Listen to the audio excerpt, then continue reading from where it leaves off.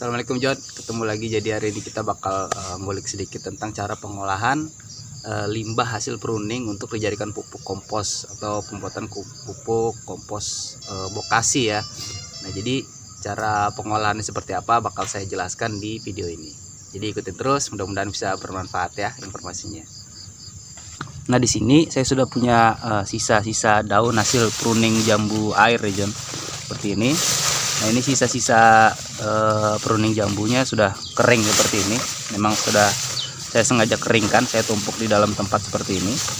Jadi ini sebagai bahan media coklatnya ya John, atau media keringnya. Nanti bakal kita mix, kita campur dengan itu ya, hasil dari sisa panen dari kembang kol. Itu masih hijau karena kembang kol sudah kita panen, sisa daunnya aja. Jadi daunnya bakal kita olah untuk menjadi kompos di sini. Ini bakal kita rontokin dulu, bakal kita campur ke sini.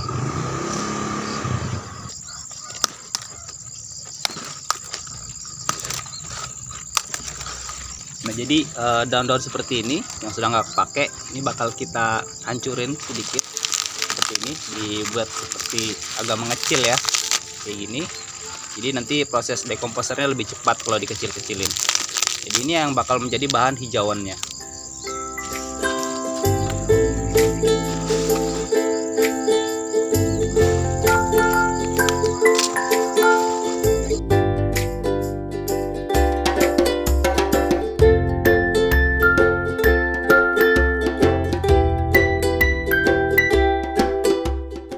Nah, ini juga ada limbah dari hasil pruning tanaman stroberi. Jadi daun seperti ini sayang banget kalau kita buang-buang aja, apalagi kalau harus kita bakar-bakar. Jadi lebih bagus kalau kita olah lagi sampahnya ini menjadi pupuk kompos. Jadi kalau kalian memang mau lebih cepat proses komposernya atau dekomposisinya, itu lebih bagus kalau dihancurin ya John, atau dicincang dulu pakai parang atau pakai gunting atau apapun. Jadi semakin kecil partikelnya, semakin cepat dia terdekomposisi ya. Jadi semakin cepat itu makin bagus. Nah, jadi seperti ini kita campur ya, antara yang bahan hijau kita bakal aduk dengan bahan coklatnya seperti ini. Ini bakal kita aduk rata dulu.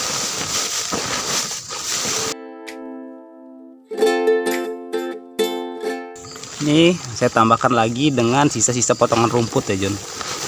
Nah, ini ya hasil sisa-sisa potongan rumput. Ini sayang juga kalau kita bakar-bakar aja. Bakal lebih bermanfaat kalau kita jadikan pupuk kompos ya John.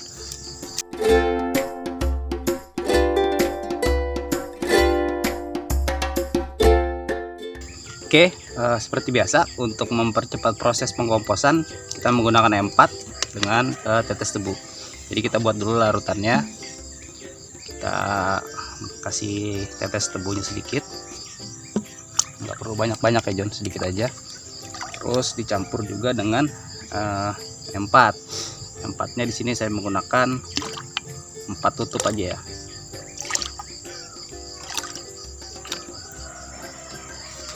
Diaduk. Nah, kalau sudah rata seperti ini bakal kita siramkan ke media itu ya John, tempat pengkomposannya. Jadi tujuan pemberian M4 itu untuk mempercepat proses dekomposernya.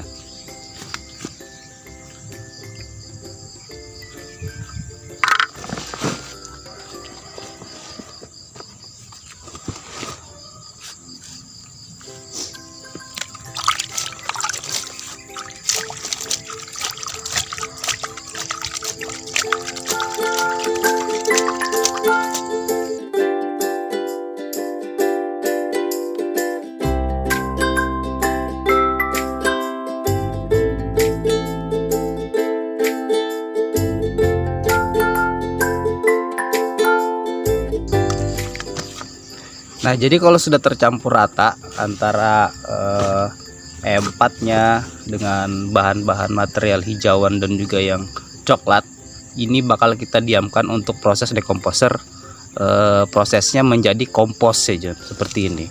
Nah ini bisa disebut untuk pengkomposan ya, tapi beda lagi dengan bokasi. Kalau bokasi, pengkomposannya kita campur dengan kita modifikasi lagi dengan pencampuran pupuk kandang, entah pupuk kandang kambing, sapi ataupun pupuk kandang ayam. Tapi kalau untuk pembuatan kompos seperti ini saja, ini namanya kompos. Kalau kayak gini nggak ada campuran pupuk kandangnya. Jadi kompos itu sebenarnya adalah proses pelapukannya ya John, untuk menjadi kompos seperti itu. Itu kita sebut dengan kompos. Sedangkan bokasi adalah hasil dari modifikasi kompos dengan pencampuran atau penambahan pupuk kandang untuk memperbanyak kandungan nutrisi di dalam komposnya sendiri. Prosesnya sama, bedanya hanya di materialnya saja ada penambahan pupuk kandangnya seperti itu. Jadi sudah jelas ya, jadi ada perbedaan antara kompos sendiri dengan pupuk bokasi. Sama-sama dilakukan proses pengomposan, tapi bedanya hanya di materialnya saja. Nah kalau sudah tercampur rata seperti ini, boleh kita tutup lagi dengan layer terakhir, sisa-sisa dari potongan rumput sebagai covernya ya. Boleh kalian tutup pakai plastik atau apapun, yang penting dia tertutup. Jadi proses dekomposernya lebih bagus dari dalam. Tambahin penutup seperti ini boleh juga ya John. Jadi ditutup pakai ini apa sih namanya, kardus ya, boleh juga John. Jadi ditutup seperti ini. Nah kalau sudah kita tutup seperti ini bakal kita diamkan dulu kurang lebih 1 bulan sampai 1,5 bulan. Jadi proses pengkomposannya ini memang memakan waktu yang agak lama sedikit, tapi ini bakal lebih cepat sebenarnya kalau kita memberikan E4 nya lebih banyak. Jadi proses dekomposernya itu dibantu oleh E4. Jadi proses dekomposisi dari material sendiri bakal lebih cepat kalau pakai E4 dibandingkan dengan terdekomposisi secara alami. Kalau alami bakal lebih lambat menjadi komposnya, tapi kalau dibantu dengan E4 ini bakal lebih cepat. Jadi makan waktu hampir 1 bulan aja sampai 1,5 bulan itu udah cukup. Kalau dari alam itu mungkin sekitar 2 bulan sampai 2 bulan setengah itu baru bisa hancur ya John, tapi belum hancur sempurna. Tapi kalau dengan pemberian E4 itu kemungkinan bisa lebih cepat pelapukannya, jadi sudah bisa dijadikan pupuk. Nah ini bakal kita letakkan di tempat yang teduh, jangan dikasih sinar matahari ya John. Oke, ini udah kelar. Jadi kalau kalian punya sampah hasil sisa-sisa pruning tanaman kalian, itu alangkah lebih bagusnya kalau dibuat kompos seperti ini. Jadi kita menekan angka sampah di sekitaran kita ya John. Jadi sampahnya kita olah menjadi pupuk dan insya Allah bisa berguna untuk tanaman. Jadi sekian dulu informasinya kali ini. Sampai ketemu di video-video selanjutnya. Mudah-mudahan informasi kali ini bisa bermanfaat ya John. Assalamualaikum.